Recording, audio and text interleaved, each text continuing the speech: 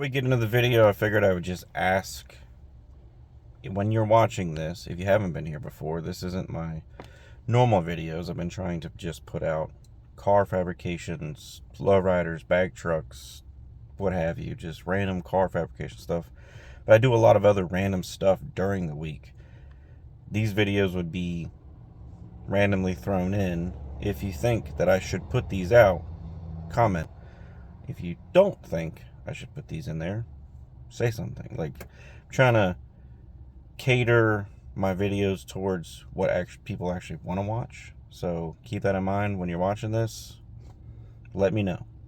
I'm more than willing to put these out occasionally.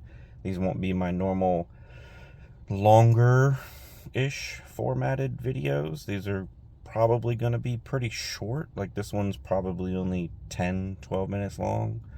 Just let me know. But don't forget to subscribe, and let's get into the not so normal video. Welcome back to the channel. My name is Crawford. This is Virginia's for Lowriders, where we don't just build lowriders. And today it's a little different.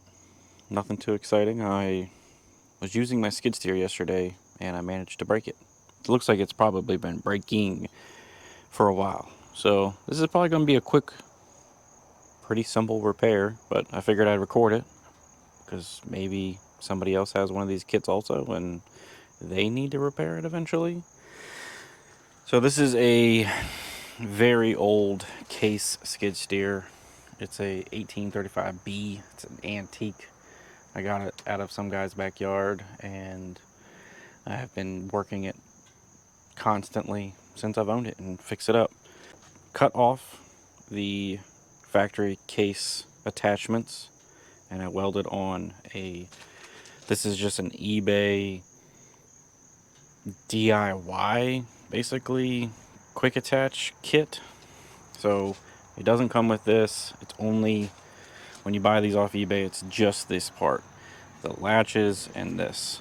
I built everything else, the standoffs, just to get me some distance away from cylinders and stuff, filled in the gaps, made all of this strong.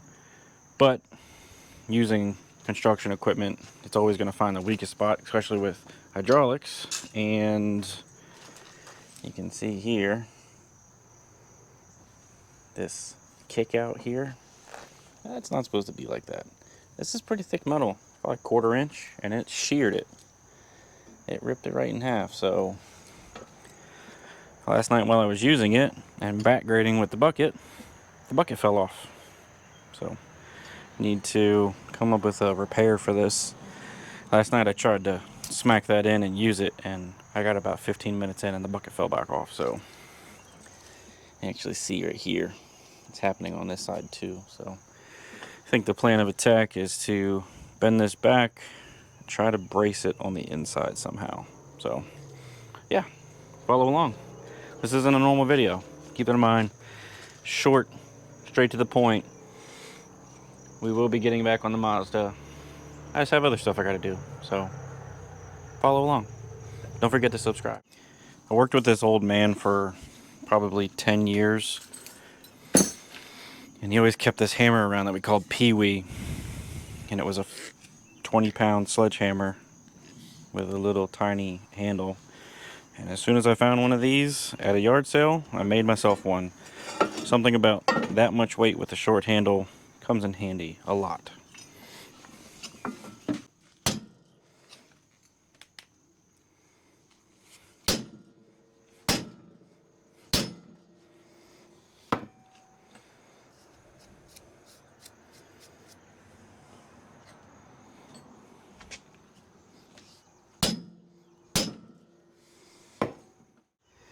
So I got this flat pretty easily. I think once I get all of this welded up and figure out how to brace it, I'll go back in and straighten this little curve out. I'm not sure if I want to just brace it straight back.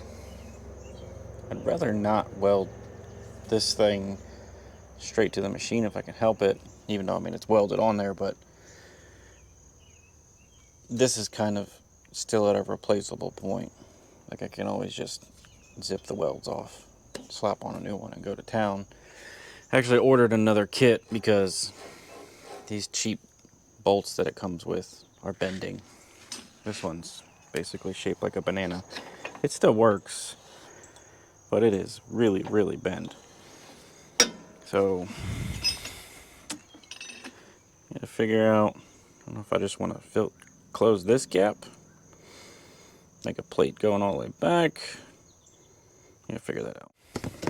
I like to save random pieces of steel for future projects. I have no idea where these came from, but they look like with a little bit of trimming, they'll be right on what I need. So, yeah, I just need to make those fit in that gap.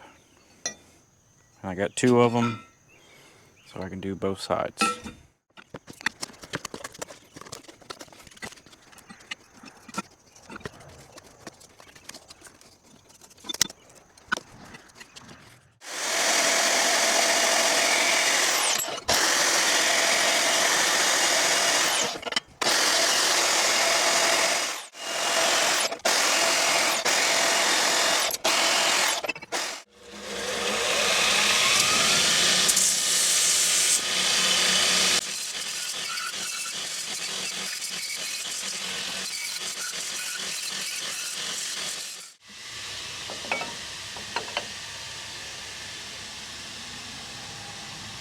Gotta work.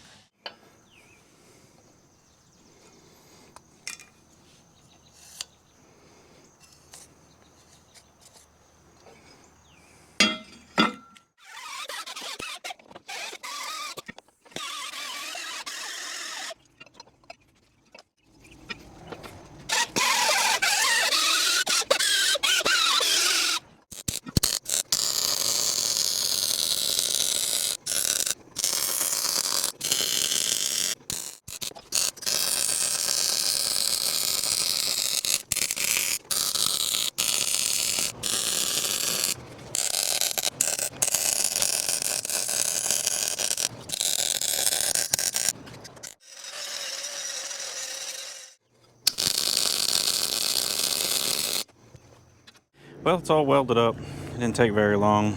I V'd out the cracks on both sides, filled it, and ground it smooth, but I don't think it's going anywhere.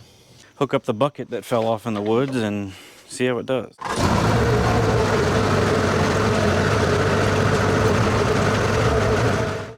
This is where the bucket fell off, and I didn't want a chance trying to put it back on. I think I'm gonna hook it back up and we'll move some of this around, grade a little bit of it, and if it doesn't fall off, we'll call it good.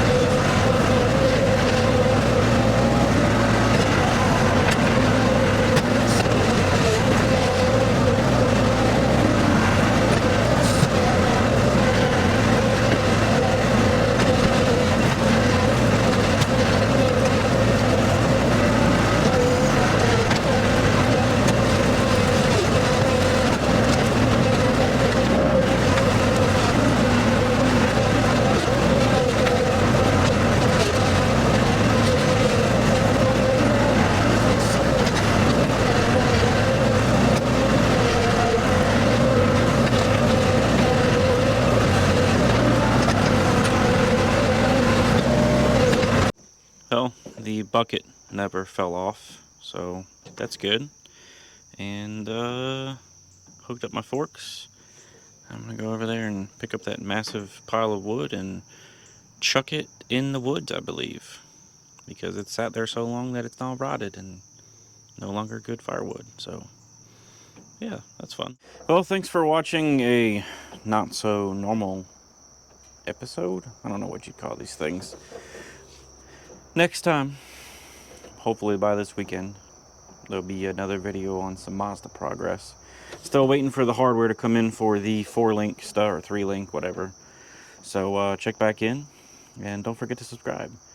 And if you've never been here before, check out my other videos. This is a little different. Definitely different. I mean, some of my first ones when I was trying to experiment with this stuff is similar, but check back in. There's fabrication, lowrider, randomness. Thanks for watching.